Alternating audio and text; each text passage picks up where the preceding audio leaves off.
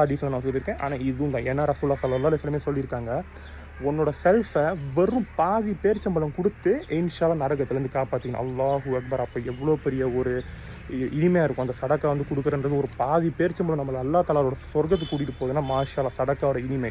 அதே மாதிரி வந்துக்கிட்டு நம்ம நோன்பு வைக்கிறது, ஜக்காத் வைக்கிறது, இது எல்லாத்தையும் தாண்டி இன்ஷா அல்லாஹ் நம்மளோட சோலிஹான அமல் என்ன காரணம்னா வந்துக்கிட்டு நம்மளோட நியத். அதே மாதிரி தான் ரசூலுல்லாஹி ஸல்லல்லாஹு அலைஹி வஸல்லம் சொல்லியிருக்காங்க. ஒரு தடவை வந்துக்கிட்டு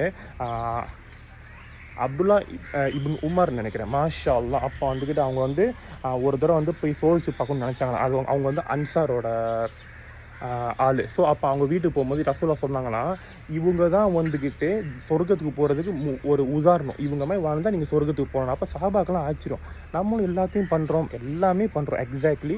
அப்புறம் இவங்கள்ட்ட அப்படி என்ன ஒரு பெரிய ஒரு ப்ளஸ் பாயிண்ட் இருக்கும் நம்மளை விட்டுன்னு பண்ண அவங்க என்ன பண்ணால் டெய்லி அவங்க வீட்டுக்கிட்ட போய்